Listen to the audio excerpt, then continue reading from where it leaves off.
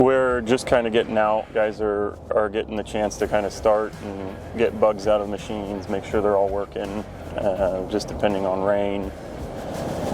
Some guys are able to get out and get going, and some guys are still held up, but for the most part, I'd say, depending on location geographically, some guys have been able to get out and stay out, but rain's just holding guys back, it seems like. So today we are going out and helping a customer swap over his steady steer kit from his combine to his Puma for planting, and we're just going to be doing a final machine check and make sure everything's communicating for him. Okay, so now it popped up with a message here. This planter ECM software is recommended for use with tractors, PCM Pro 1200 bundle, version 05. Yep. 900. Yep, it's okay. Why is it? How is it okay if it's? It'll be all right. Okay. Program download. Yep. Okay. Anyway. All right, we are about to pull into Sedgwick's. All right, I'll give you a call if something happens, something weird happens.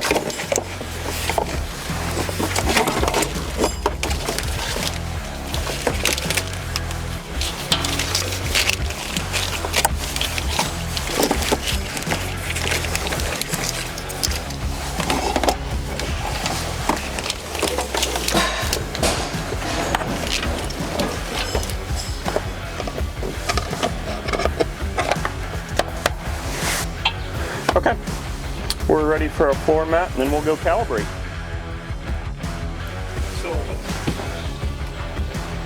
You had everything but one connection made. Hey, I don't want to get in the way. What's the trick for starting this guy? Oh, there it goes. If your phone's not ringing, you're not doing anything. Business isn't good if the phone's not ringing. You want to run and hide another week. Maybe. We're gonna go as easy as possible.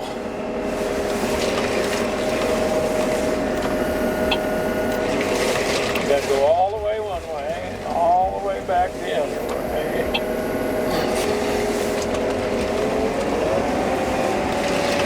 And then this is when you get dizzy and nauseous.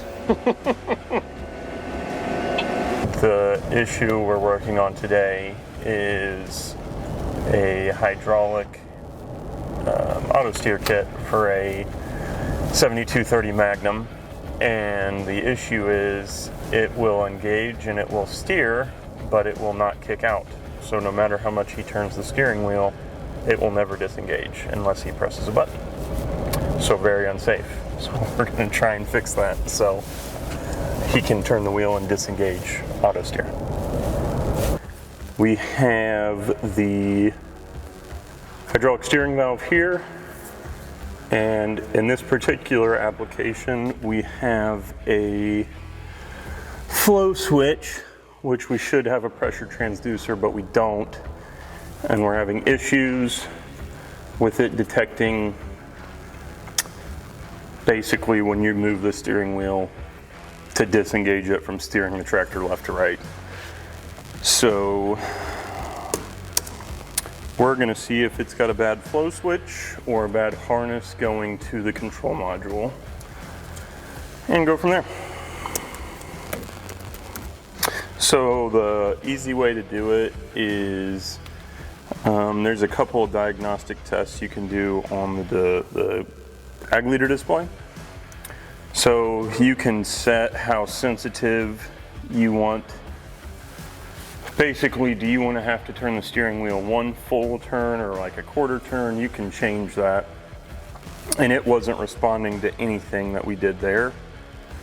So with that being said, we're going to try checking this. An ag leader had sent us some information that we can basically cross different wires here to make sure that we are actually getting something that we need signal-wise. Pan B.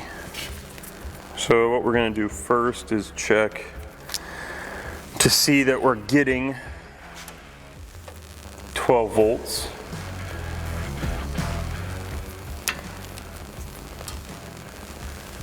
We're getting 10.5. Actually, we're losing power really fast. So he has clutches on his planter, which take a lot of juice.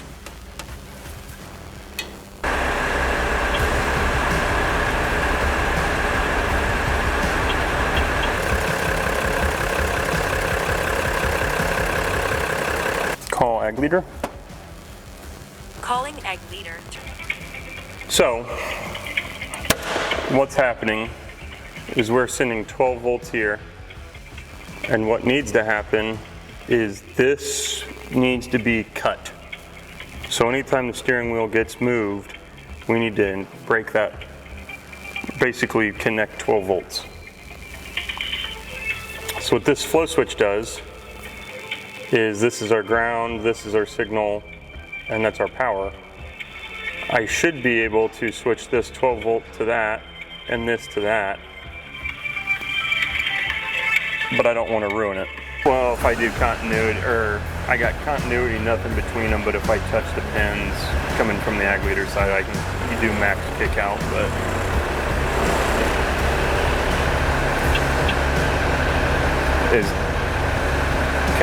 okay, we'll get a pressure transducer then. Alrighty, thank you very much. You too. Bye.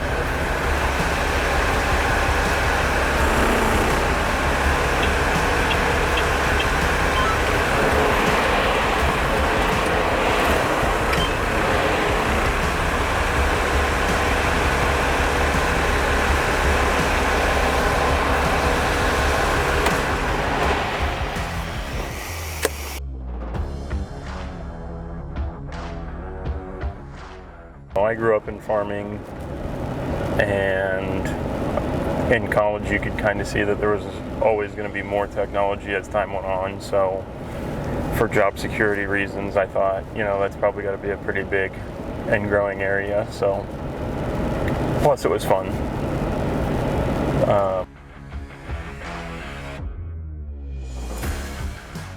Probably the diversity of different things I get to work on, and the wide array of products I get to work with, people I get to work with.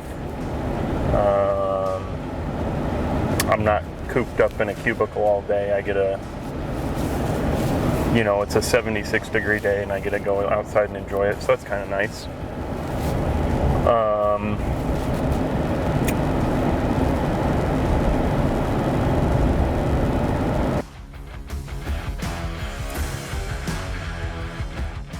Communication, and then being able to know your knowledge of the product to back up your communication. If you can have those two things, I think that will go a long way. Obviously a hard work ethic, but I would say communication has got to be number one, and people skills.